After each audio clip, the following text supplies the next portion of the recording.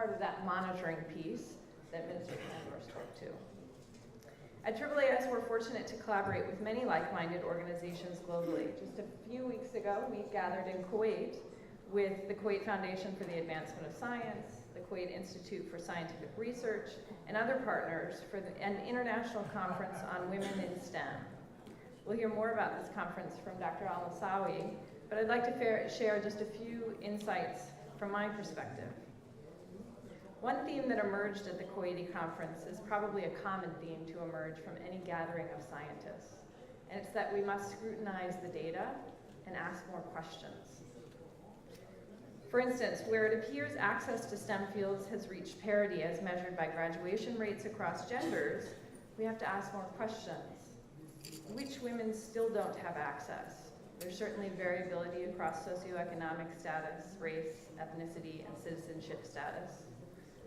Which fields within the very broad STEM family are women accessing education and which aren't they? As Minister Pandor pointed out, there are great differences, at least in the US, between, for instance, engineering and the biological sciences. And for the women with access to the academic path to STEM fields, do they stay in the workforce and excel to leadership positions? And if they don't, what's holding them back? AAAS, KFAS, and many, certainly everyone here today are certainly committed to asking and answering those questions. But most impactful for me probably at our gathering in Kuwait were the personal stories of the women leaders in STEM in the Middle East. We heard from several women who crossed continents with kids and husbands in tow to further their education.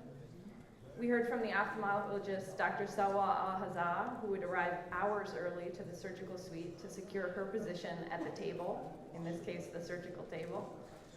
Their stories certainly gave a palpable sense of momentum in the movement toward equity in STEM in the Middle East. And that momentum is relevant to all parts of the world, including my home of the United States, where we still have great strides yet to make. There's a quote from the American feminist trailblazer Gloria Steinem which succinctly points to the transformational change still needed. She once said, "I've yet to be on a college campus where most women weren't worrying about some aspect of combining marriage, children, and career. I've yet to find one where many men were worrying about the same thing." I like this quote because it reminds us that the transformational change we seek is not really about changing women. It's about the system changing. It's about everyone rethinking their roles and responsibilities. My husband and I have had to assert ourselves at work as co-parents and co-organizers of our family life. We both had to, from time to time, tell a boss, "I'm sorry, I can't make that meeting time because I have to pick up the kids." My husband right now is back home. He can't be a he for she in the room because he's back home caring for our 2 young daughters, which means he's cooking, he's doing their hair, he's getting them to school. When I think of the increasing number of men who are doing these roles, it brings me great joy.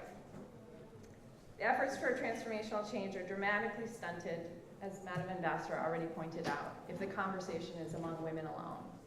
So I'll end just saying I'm delighted at the number of men in this room. You are champions for change as well, and thank you very much.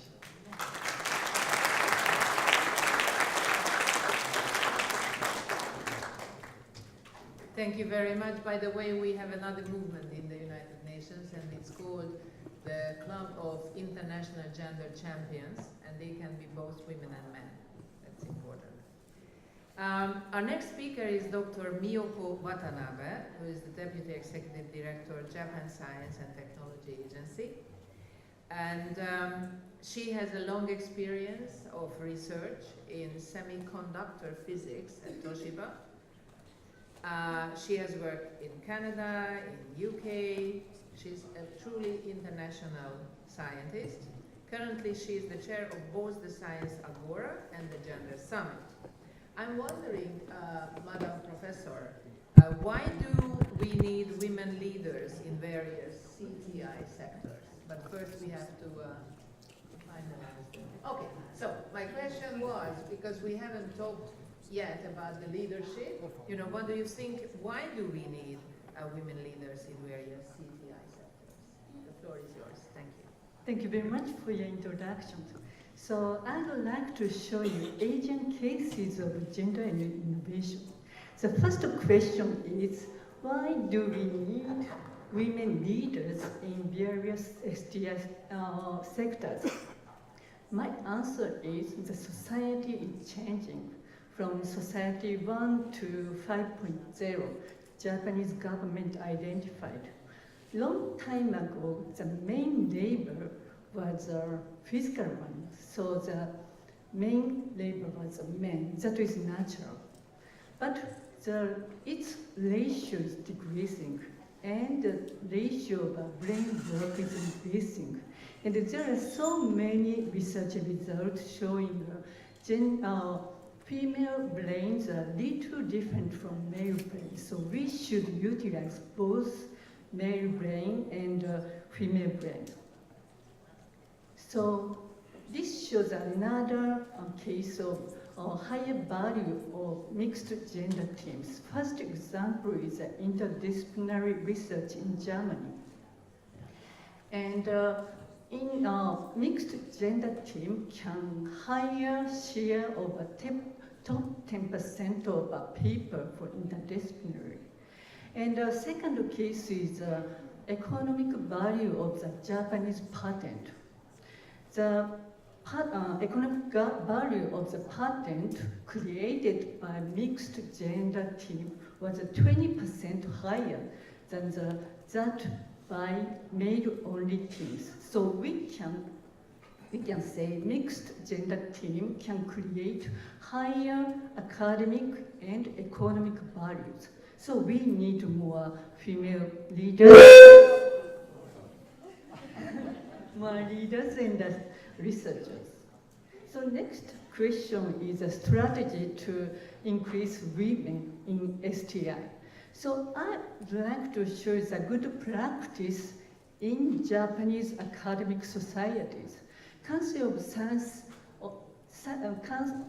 Council of Japan, that is a Japanese academy, increased council female members successfully. That is now 33%. It was just 1% 20 years ago. And in 1999, Japanese government made Basic Act for Gender Equality Society. And the following basic plans kept showing to promote female council members with a target. That was very effective. One more thing I have to say is it takes a long time. In Japan, in 1984, the Japanese government made an act on equal opportunity between women and men in employment. And a lot of women in their trainees were hired in many fields, and 30 years passed. They came 50s and can be the directors and managers now. So it takes a long time to get women who can be a candidate of managers and directors. So female ratio increased with a target by government, and it took a long time. And we achieved the target in all of the field, including natural science and engineering. So next, I'd like to show the next strategy I'd like to develop. That it was shown as a Tokyo recommendation as a Gender Summit 10 in Tokyo at the end of May this year. Look at the below picture. Gender equality focusing on women and girls, that is very important and core, so we call it Gender Equality 1.0.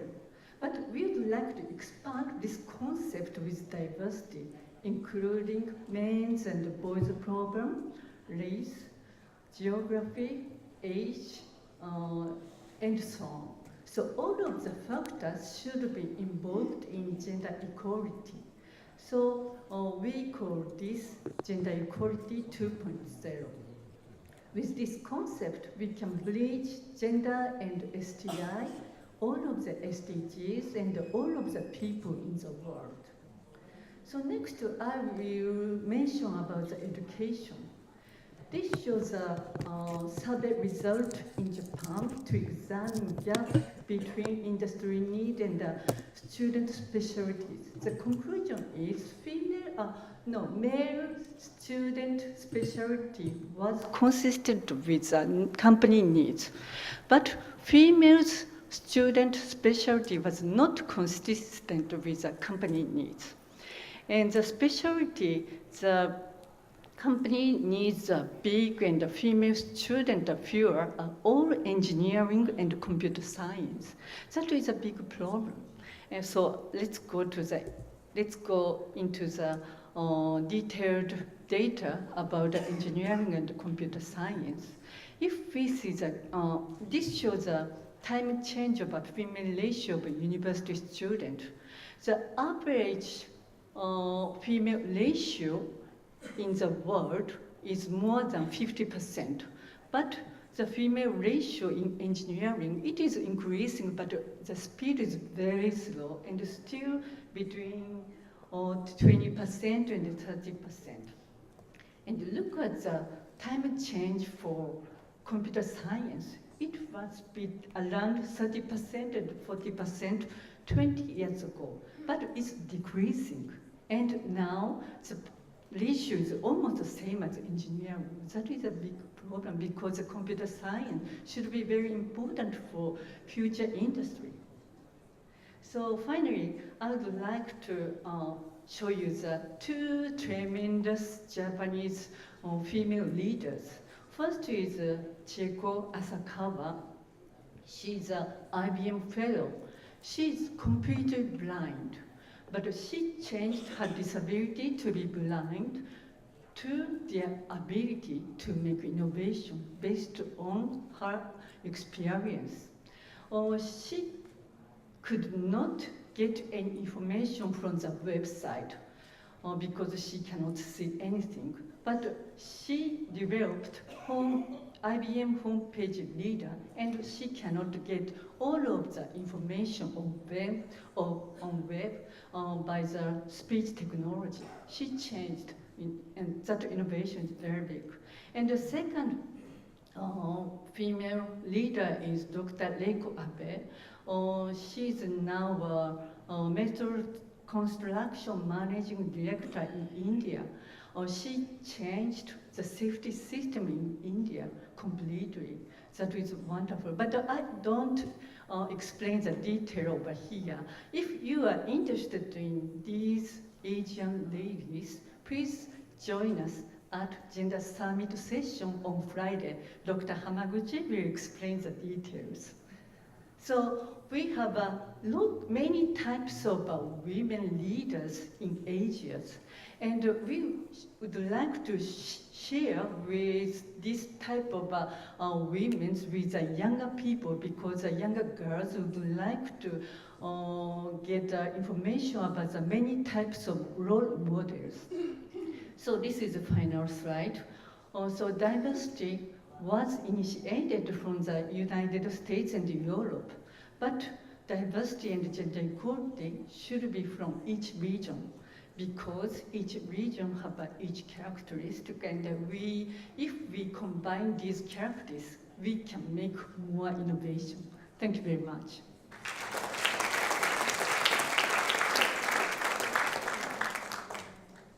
Thank you very much. And now I will turn to professor representing another region, Dr. Laila Al-Musawi, who is a program manager of the Kuwait Foundation for the Advancement of Science.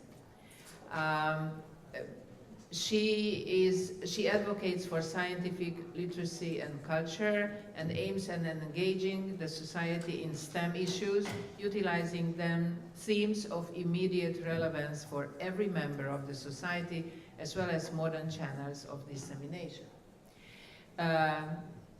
Dr. Al-Musawi, we were, of course, talking before this session, and you were saying that in your region, this is not a problem, that the girls, the ladies, the women don't want to study physics or medicine or chemistry.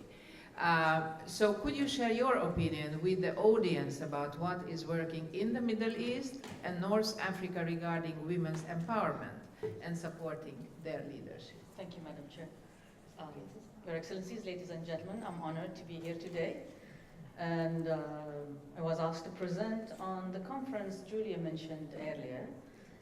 During the preparation for the conference, it was quite clear that we have the opposite situation to the West, and many ladies here in the Middle East know that already. But then we have also people from all over the globe, and I'll show some data and information, because as scientists we were trained that numbers don't lie, and this is the way to prove and move forward. So we had the Women Leaders in Science and Technology Conference. It's the 10th anniversary of an event that happened in 2007. It was a collaboration between Kuwait Foundation for Advancement of Science. We are a non-profit private organization funding research, development, and building capacity on research and enhancing STEM education. Our partners on that was the AAAS and the Kuwait Institution for Scientific Research.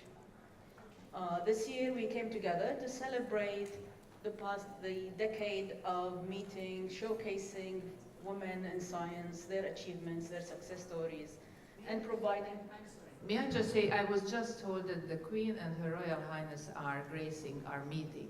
Why don't we wait for them, and then I would like you to continue, because this is a very important topic. It would be wonderful for them to be involved. Are they arriving now, or they are on their way? So why don't we open the door? Okay.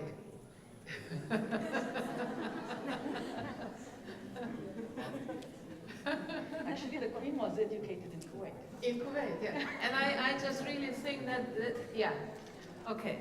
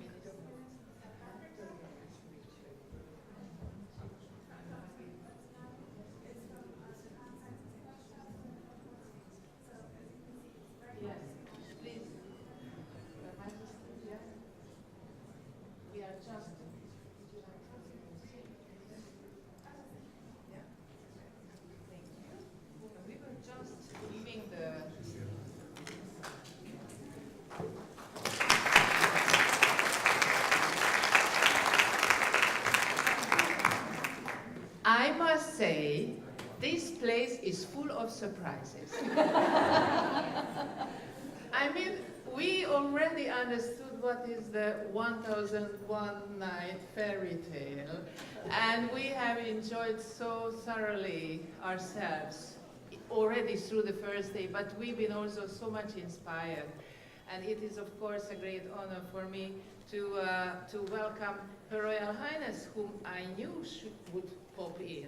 But I was not told that Her Majesty the Queen Noor of Al Hussein would grace us. So thank you very much for coming. I would like just to say, Your Majesty and Your Royal Highness, that so far we were talking about how do we fight the stereotypes? How do we use the full potential of women in different parts of the world? And of course, we have asked distinguished panelists, scientists, women who have made the journey, who have got great examples from Africa, from America, from Asia. We are just talking now about your region, the Arab region, and of course, from Europe. And this, of course, gives us an insight that there are similar problems and similar questions, but also, as we were just told right now by our panelists from Asia, that we also have to understand the specialities of the different regions. So before continuing, I don't know whether I may ask you just to say a few words. How, or is it possible? I don't know about the etiquette at the moment because I was not told about that, but probably you could say what is, look, the room is full of men. That's great. No, we are very happy for that. Many women. Many women. But I was so scared because I said we have to talk not only to the women, we have to address these issues also to the men. So we are so happy. It's a beautiful diversity already in the room. So, thank you very much. Well, this was totally unexpected, but let me first say what a privilege it is to be here, to again thank Her Royal Highness for bringing this forum here, and for doing that on what is a foundation of her work for such a long time. A foundation originally laid by her father and with my late husband, King Hussein, that she represents so brilliantly, and I think has welcomed you all with the hospitality that Jordan is known for, and with the intelligence and wisdom and vision that her work represents. And we, as a country, have hoped to not only within our country, but in our region as well and beyond, to lead in these areas, in science, in an area that is of particular interest to me, conservation, especially oceanic conservation, which I'll speak about later this evening. Seeing all of you here and the fact that this is not a room of only men is indicative of what we in Jordan and what is little understood about Jordan and our part of the world, and you are coming to know, those of you whom are our guests right now, is that men and women together have been working in the science fields for a very long time. It's keeping women engaged in those fields after university, where they often are the majority of students, but after university, keeping them engaged in the workforce is still one of our big challenges. But we have young people today who are showing so much promise and so much dedication, and that's thanks to institutions like the Royal Scientific Society. Sorry, I have to interrupt. It's thanks to people like my aunt who set the way for us to be able to follow.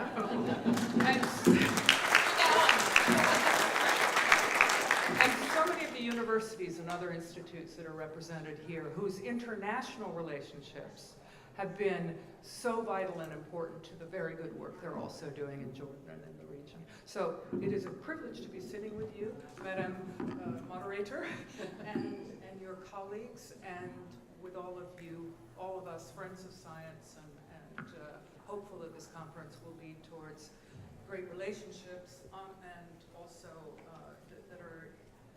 will lead to more significant contributions to progress in a range of areas, and especially to the ongoing participation. Thank you very much. Now, I would like to ask you, are you staying with us or you are leaving? Continue on a tour. Will you also say a few words?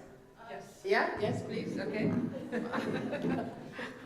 I would just like to say, of course, it's a privilege for us to have on this panel so many distinguished women speakers, and I would like particularly to extend a thanks to Minister Pandor, and I apologize, as will my father, that he overran in his speech, which he is known to do, which meant that your session was cut short. But I just would like also to say it's a privilege to have, yes, Queen Noor, but as I call her, Auntie Noor, here with us, because honestly, as she mentioned, the work and the foundations of my late beloved uncle King Hussein, and the partnership between those two brothers in terms of setting the platform for what we're able to celebrate today. So really, if it wasn't for their work in the 60s and the 70s and 80s that allowed us to be where we are today. We wouldn't have got here. This is just a culmination of that beautiful vision. So thank you for being here. And at the same time, I would like to say, when we were working in the steering committee, it was very, very important that we looked at the demographics and of the whole matrix that we had in terms of the gender participation. We wanted to make sure that there was gender equality, but we also wanted to make sure that there was the right age gaps. I don't know how people define young. I still think I'm young, but then I realize my children are young.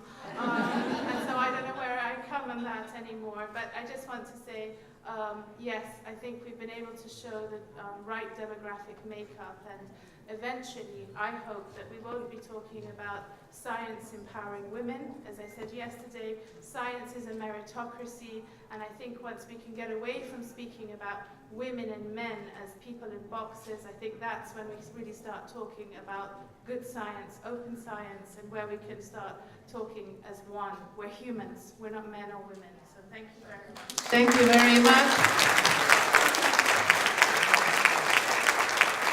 Thank you very much, Your Majesty. Thank you very much, Your Highness. I'm, by the way, the ambassador of Hungary to the United Nations, and we take very seriously gender equality, which in the SDG family is SDG 5.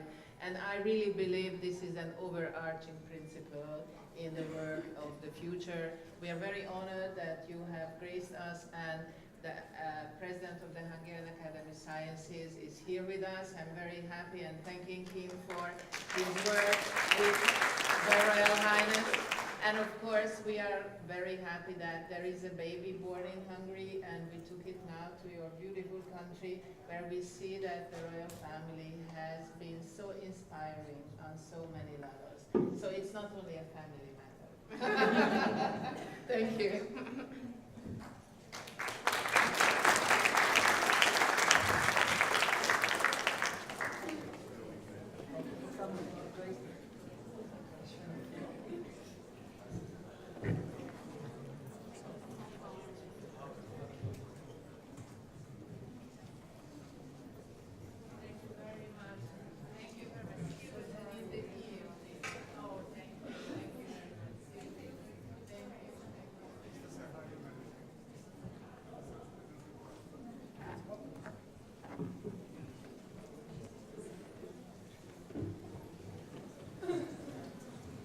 I told you, this is the 1001 fairy tale. Okay, and I apologize, but I think that was the right thing to do. We are really very happy that Her Majesty and Her Royal Highness came to see the room, which is so wonderful because, I mean, I was already counting. You know, I've been organizing events in my whole life, and I'm always counting how many people are in the audience. And I'm already counting how many men and women, but it's a beautiful, beautifully diverse room. So now I would like to turn to you, and let's go to the Arab region. Let's see what your answers are to our questions. Good, I thought my time was over. Right? No, no, no. No, we will have time now. So as I was saying, we had no problem in finding examples of women in STEM in the Arab world. It was really, really easy. Early career, well-established women. The only problem was they were so busy with their career, we couldn't book their time. So if you look at, again, I'm showing numbers from Kuwait, but this really is in close resemblance of what was published in the UNESCO science report towards 2030. This is quite the norm in the region and the MENA region. When you look at graduates at universities in STEM, we have between two-folds to three-folds the men and STEM specialities. And if you go, and then the problem is when you go down now into their careers, what we see is that proportion is not reflected in women going into research, into faculty positions. And to us, it appeared that the challenge is transforming that interest in STEM and university level degree into careers that are built on the STEM education and STEM background, and towards leadership in the different sectors. Also, what was really interesting is that we saw a lot of women who were presenting at the conference who came from STEM background. They did not have PhDs, but they ended up in leading positions in the private sector. So there is a shift also in the paradigm a bit. But again, we are researchers and we fund research and we concentrate on women in research. So when we look at women going from their college degree into research, we see this drop from 50 and above 50 in many cases nowadays to 30 to 10%. And this is again from the UNESCO report, and it's a beautiful graph because you can see we have more women than men in STEM, bachelor degrees graduates. It remains about the same in their masters, but as we go into PhD degrees, it drops, and then by the time we are into research institutions, it is really at a minimum of 28%. If you go back to the case study of Kuwait, again, these numbers are very reflective of the region.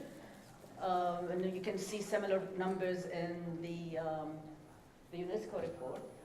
When we go to leadership positions in these institutes, we see the women, although they are already more than 50% in these institutes, the women in the leadership positions are less than a quarter. This is an example from Kuwait Institute for Scientific Research. It's an institute that's celebrating its 50th anniversary this year. I think they've reached gender parity like decades ago. Probably they have more female researchers than male researchers. But when you look at grade 17 and above, the leadership grades, they only have a quarter of those jobs. In 50 years, Qasr has, for the first time, the very first female director general. Now, in Kuwait Foundation for Advancement of Science, where I come from, we have 3 core directorates. They are all males, and they left already. They have a claim. But if you look at the officers and the managers, it's 70% women. We are all with STEM background education. And in 40 years of establishing the institution, and again, we've reached gender parity like 20 years ago, for the first time we have 1 female director general of one of our centers. As a research funding institution, when we look at the number of women applying for grants as principal investigator, we see again 30% to 25%. Although we know, and we've done a study, we know their science is robust and well developed. But again, they don't put themselves in that leadership position. So here at Wellstar, we said, okay, what's going wrong and what's going right? Obviously, women in our region are encouraged to go into STEM education, mainly probably by their mothers. Also, I think women in our region in the last 10 years, and we'll see, I think, more in the next 10 years with the governments going towards a knowledge-based economy, more women are encouraged to go into engineering and into STEM education and careers. We've already seen it even in Saudi Arabia, the most conservative community. Women going into STEM are more or less guaranteed a job, a well-paid job, as soon as they graduate. Most of these jobs are governmental jobs, and in our region at least, in the Gulf region, they are paid the same rate as men. So they are encouraged into going into that sort of career. But then they don't move into the leadership. And we think there are many factors, of course. There is the society, the upbringing, the community, the political will, and there is also women not putting themselves for those leadership positions for many reasons. As I was saying yesterday, there is a job opening and a woman looks at it and says, okay, the term of reference has 5 or 6 characteristics, skills, and I have only 4 of them. I'm not applying. A man looks at it and says, oh, I have 3 of them. I'm applying. So I think this is where we would like to see the Women Leader in Science and Technology Conference move from being a meeting once every decade to talk about the success and celebrate women in science, and to actually moving into developing an international network of mentorship through collaboration. And we are hoping that today with you here, and I mean, if you look at the next room also, there is the Women in Science. I think 70% of women showcased in that room were in Kuwait. We're hoping to work with them into having a platform for integrating STI indicators into policy making, engaging the full spectrum of the society in STI, especially women in early career, and mobilizing regional and international networking towards partnership and leadership encouragement in women. And we are, again, we hope that one day we are not talking anymore about women in science. Thank you.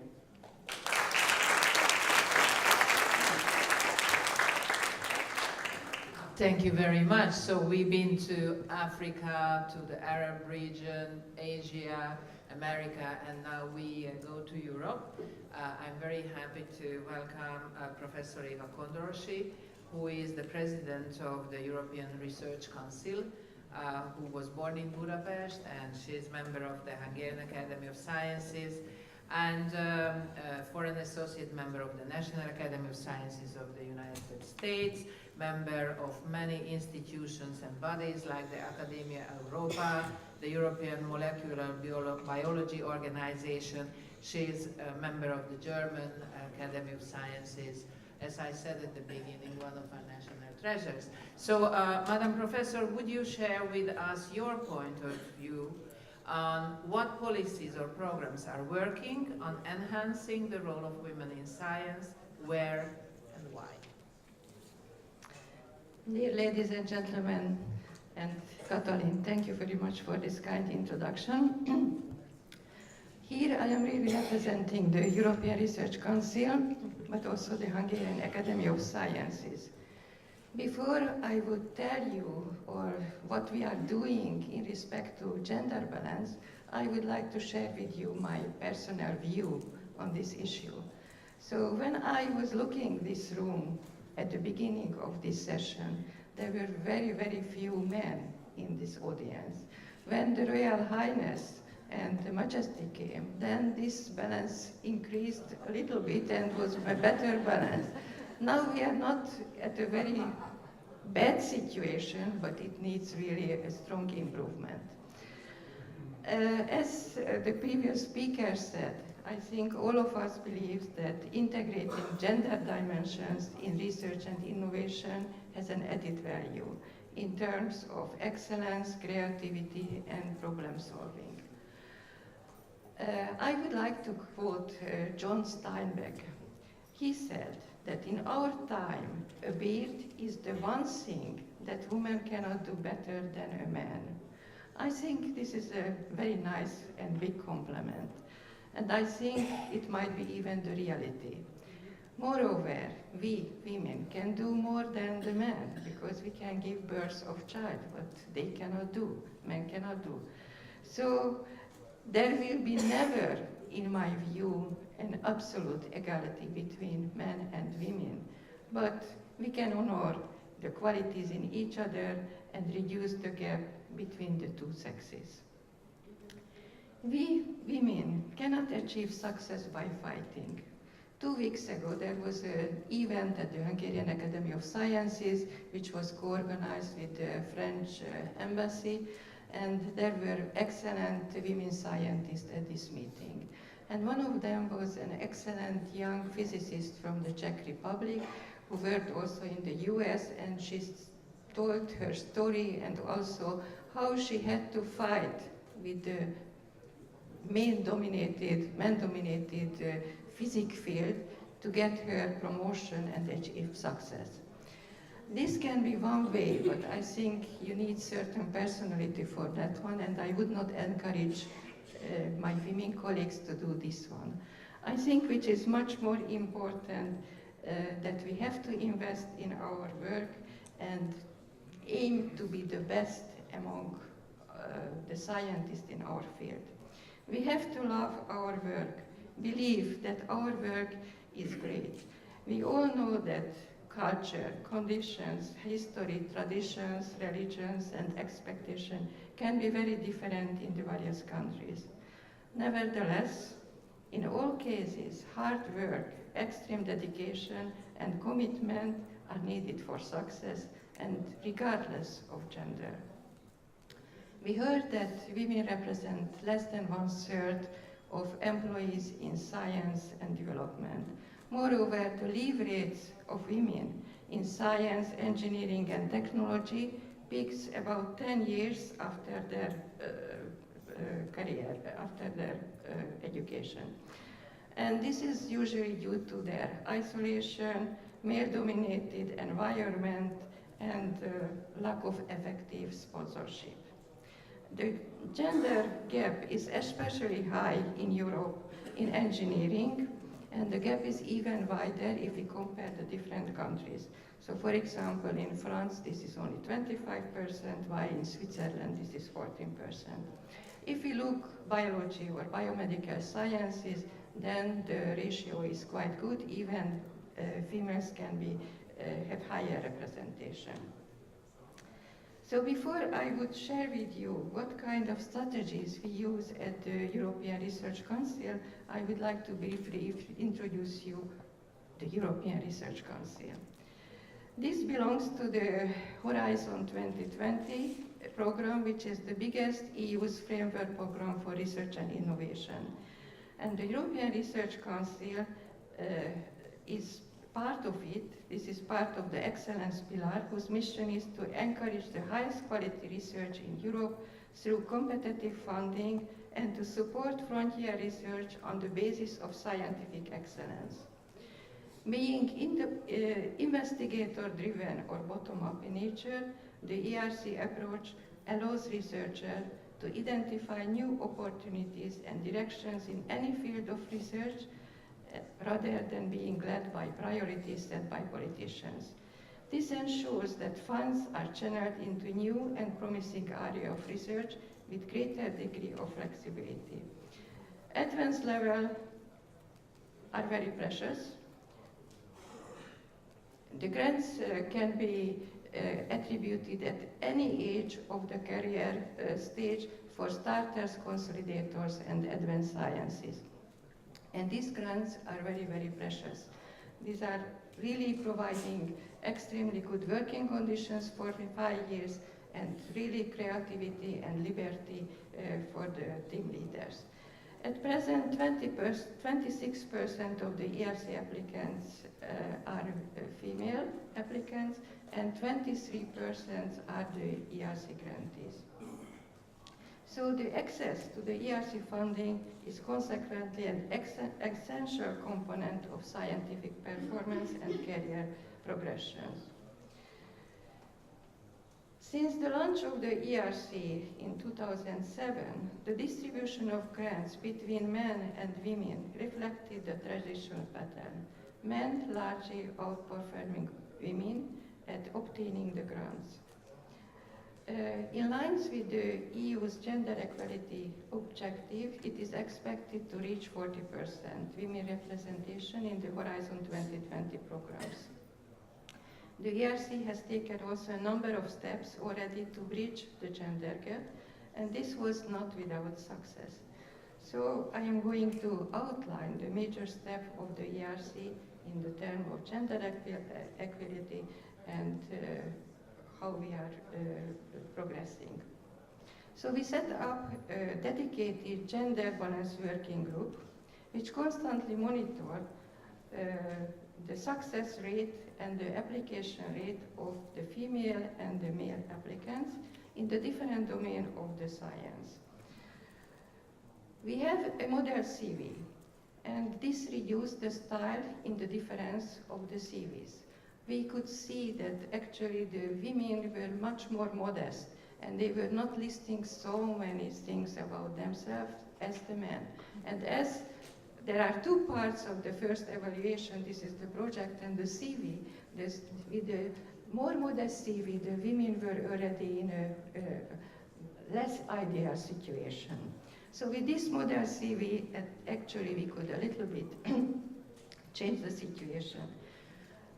Very recently also the executive agency of the ERC analyzed the text, how the CV is written. And actually the words which are used by the men and women are different. And usually the men use superlatives when they are talking about themselves. So this is also something that we have to take into account. We also extended the eligibility window of female applicants. This is an 18 months extension per child, and there is no limit on the number of the child. We also accepting if somebody is taking care of a sick family member and relatives, so this can also help those women who helps the family. We are taking also account the unconventional career path, and when the evaluation is done, first, at the first step, the evaluator look at the project and then more the track records. Moreover, it was removed, there was a chapter in the CV when one has to make a self-evaluation, how one can evaluate herself or himself in respect to scientific leadership. And again, there was a difference between the men who believed that they can be excellent leaders, and female applicants did not write it so enthusiastically about themselves. So this is removed, so we cannot have this one. Also, we restricted the publication list, so when you have to give your track record, so this is 5 publications only. So this is not going for the young ones, and for the advanced one, this is 10 publications. So actually this is not the number of the publication, but really the quality of the publication which will be taken into account. Regarding the evaluation panels, we try to eliminate potential bias which can occur. And there are always unconscious bias. So what we can do, we are making a dedicated briefing for the panel chairs and also for the panel members before the evaluation starts, how to evaluate the career breaks and unconventional career passes. And this is, I think, a good approach. Also, okay, we present a video to avoid unconscious bias, because sometimes it can happen, and we have to know also that we should not use informations which are not related directly to the project. It is very often the case that the independence of the female applicants are much often questioned than for the male applicants. And usually when it's questioned, they can say, okay, she is having good publications, it's great, but she's collaborating with the head of the department and things like that. So this can have a negative impact on the female application. And this kind of videos and teaching them is really helpful to avoid this unconscious bias. What we can see that, yeah, also when we make the granting, and each ERC grantee can set up his or her own group. And there is a recommendation to follow the EU directives to have at least 40% female panel members. And usually this is quite well done, and really we have a good gender balance in the ERC teams. What we could see from the beginning of the ERC, that from 2008 and 2016, that the percentage of the female applications were about 39%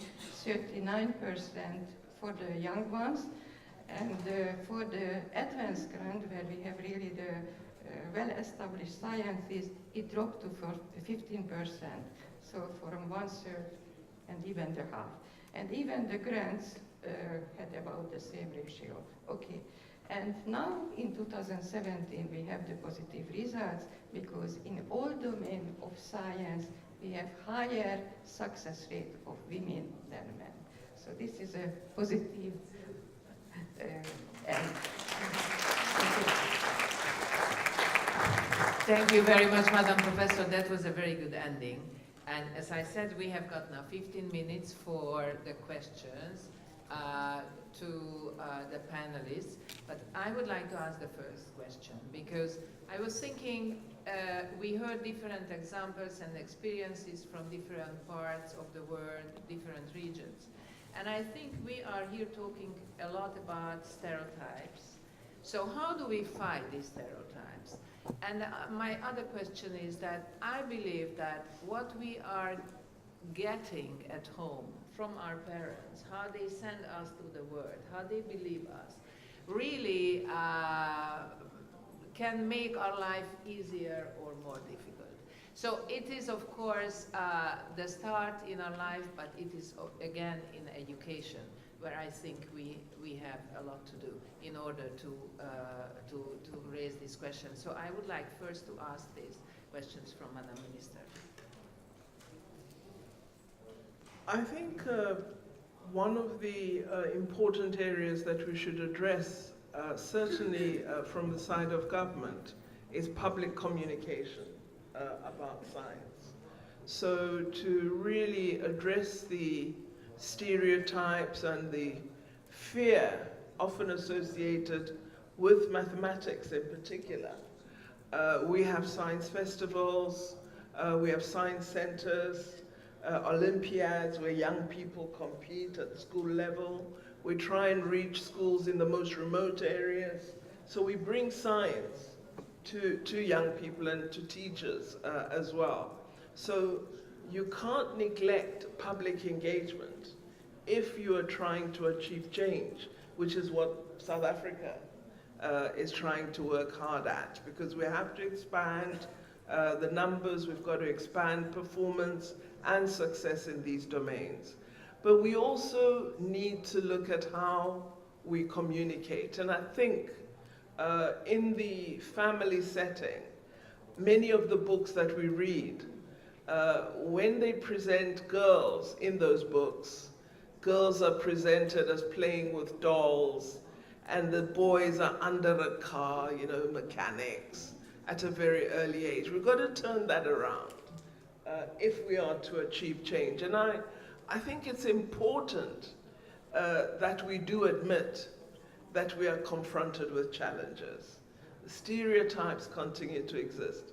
There is change, there are successes, but the challenges remain. And I think a big part is how we present science in our textbooks, how we present careers to girls, to boys, so that, you know, young boys who feel that they really think they'll be a great chef, they can be comfortable about that feeling.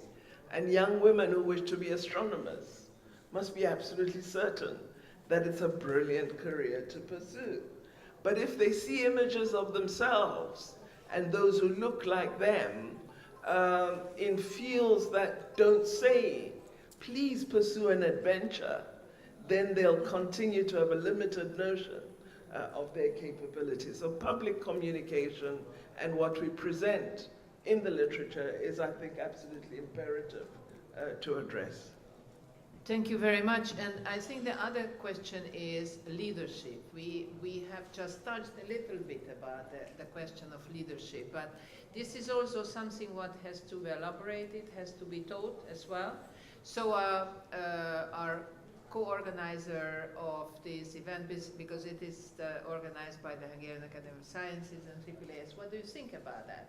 You said you are juggling with your husband to create a healthy environment for your children, and this is also very important. You have the support in that sense, but how do we train the young girls and women in order to give them enough strength to go for leadership? And I'm remiss to have not mentioned, whenever we talk about leadership in STEM, we're very happy at AAAS to point out that our board leadership right now and last year is exclusively women. So our board president, our president-elect, and the chair of the board are all women scientists.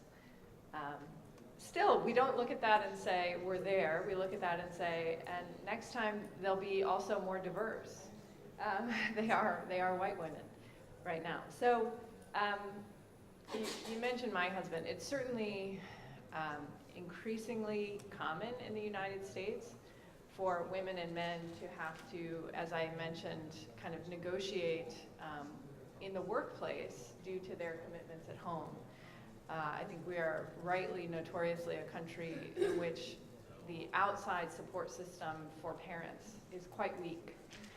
So this is increasingly becoming a conversation at the family level about how we do this.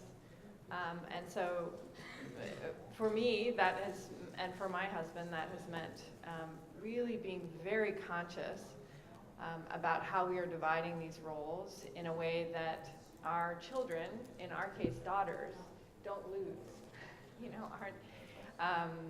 So it's very important to me that when they think, for my daughters, when they think of a scientist, they think of me. Their dad in particular is often driving that home. So I think it's often, I think you're right to point out that it's happening at the level of the family.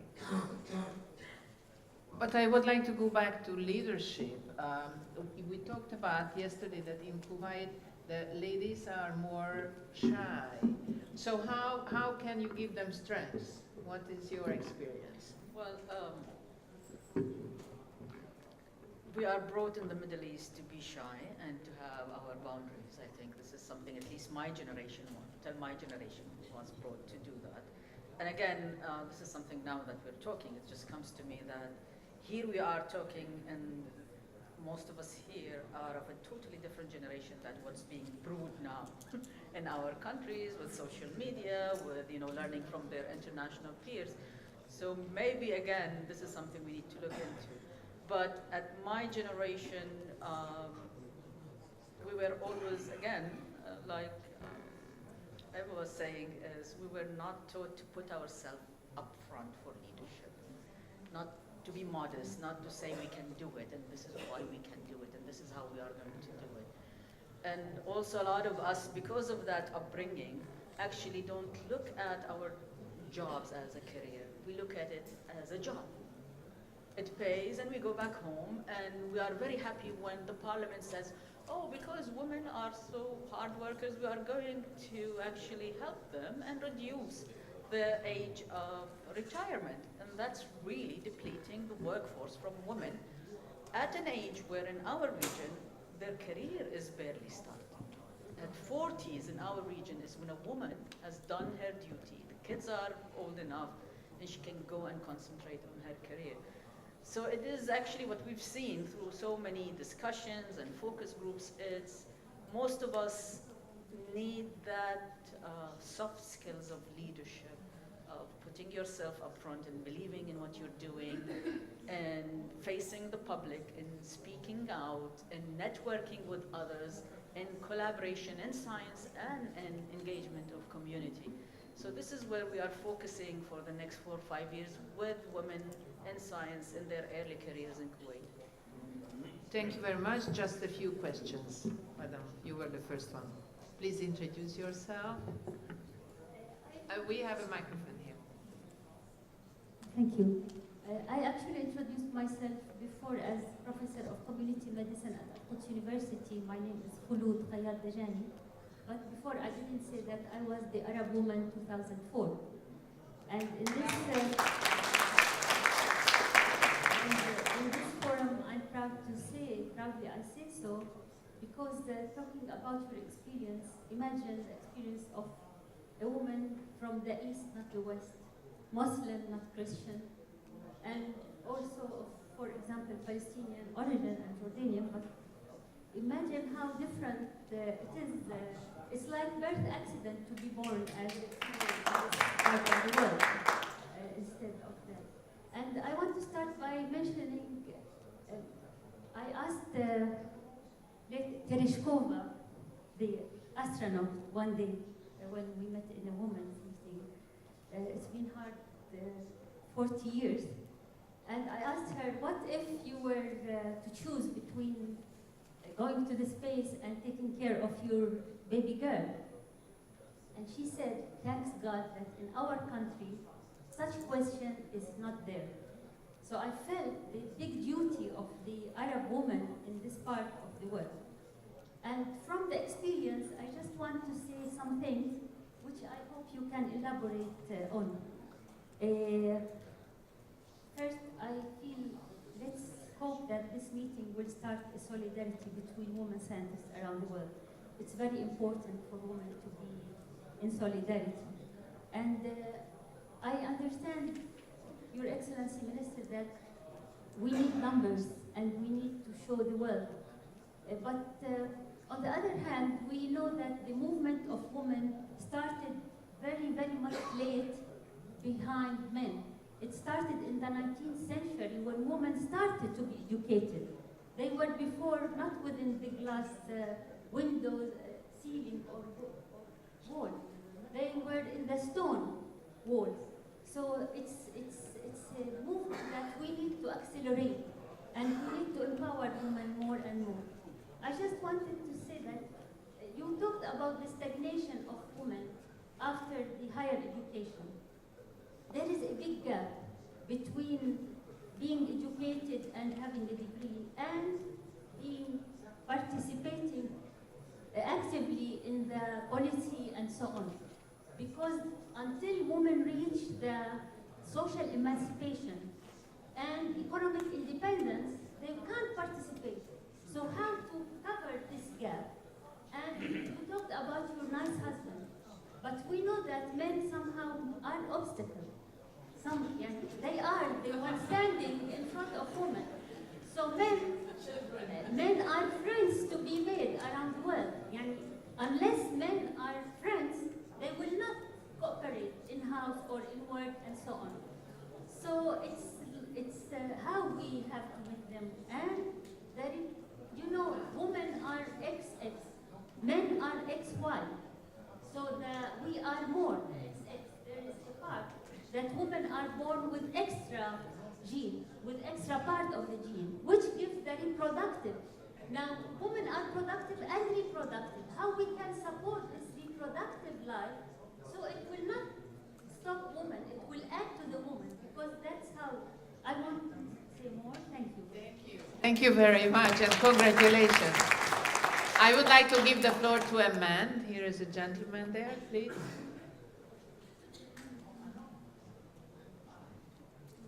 I'd like to share with you a story which I think indicates... Could you please introduce yourself? I'm Herman Winnick from Stanford University.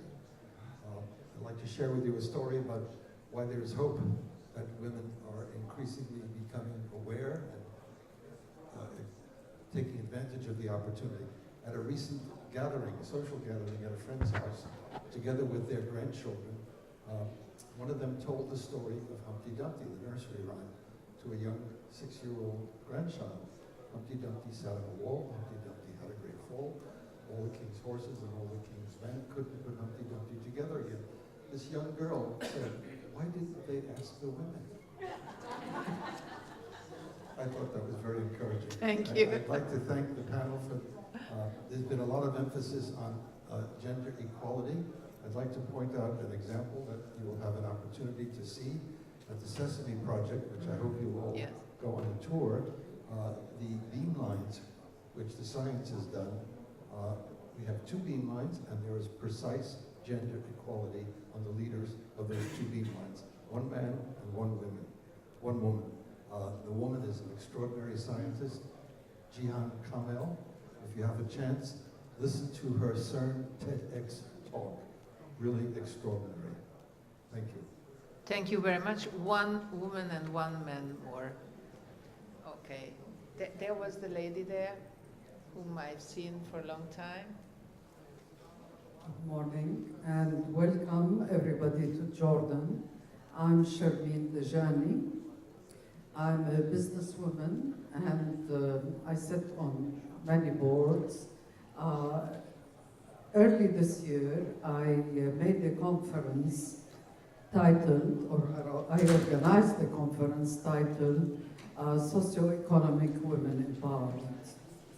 It is because we have in Jordan the highest rate of education. Women have very low dropouts from college or school, yet we are one of the lowest in the world in participation in the economy.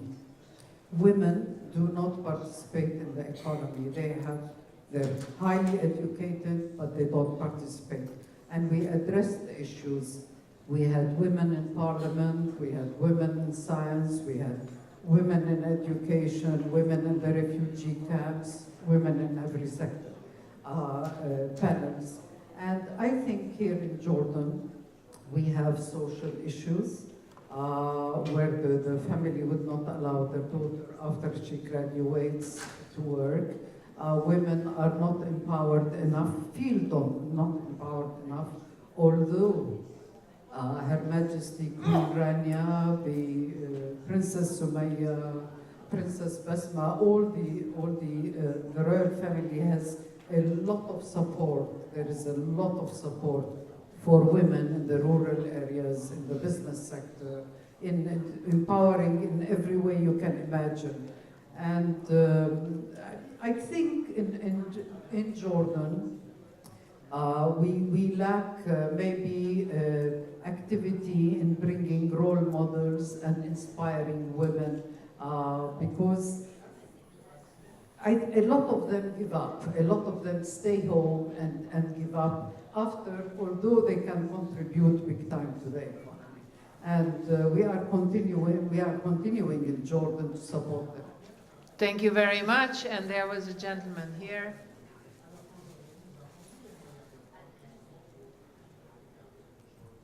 Thank you for the opportunity for the question. My name is Gordon Dalton. I'm the chair of the ICORSA, the International Consortium of Research Staff Associations. And my association represents the welfare of researchers and researchers, the careers of researchers, particularly the careers of women. Researchers, we agree, find it very hard to progress to top-level management. And ICORSA is now coordinating Europe, put in a proposal to coordinate a project to create a gender community consisting of researchers, academics, policy, industry, and the major partners UNESCO. We have Yoko, who's volunteered to be on the advisory board if we win. So my question to the panel is, there's been some very successful European projects of gender equality plans coordinated or funded by the European Union, and also the Athena Swan project award in the United Kingdom has been very successful in increasing gender equality in universities, researchers, and bringing women up to top-level management. Is there an equivalent of Athena Swan in the United States, in the MENA region, in Africa and Asia, that would also assist in developing careers of women? Thank you. So the question is whether there is anything similar in your region, but because it's the ending of our panel, I also would like to wrap it up with a good sentence. What is your message to the young women here? So we start with the Arab word. Well, the message is very clear. I mean, they can do it. Why not? I mean, go for it. There are so many examples. We raise the kids, we take care of the family, and we have a great career. It can be done. So go and do it. Yeah, just quickly, in the U.S., the Sea Change program that's just now getting off the ground is that program for the U.S., the Athena Swan-like program. That's an awfully heavy task, Madam Ambassador. But I think I'll echo Layla's comment to say certainly it can be done. I think more than ever, certainly more than before, there are resources out there, whether it's communities of women in STEM, whether it's the literature that's out there from leaders in business, leaders in other sectors as well. There are those resources out there, and of course, being conscious about the system needing to change more than you needing to change is, I think, also vital. Thank you. Eva? My message would be, believe in yourself. if you love your work and you are dedicated, and you have to do the best, and if you are doing that one, you will have your success. Thank you. Miyoko? My message to younger people, younger girls, is to be impudent, and you should act with a dignified attitude. If so, you can find a lot of wonderful result, and you can be leaders. And Madam Minister, I would like to ask the same question from you. Thank you very much. Well, I certainly believe in yourself. May I just say, I know that you stopped me talking about your life, which is fascinating. I read so much about you, so I hope we'll have a chance just to talk about your life, because that's the most inspiring. Believe in yourself, have confidence. I believe for Africa that science can fundamentally alter the character of Africa. And so if you're from Africa, science, technology, and innovation is your domain. And let me say, having watched my daughter pursue science, that you have to work really hard.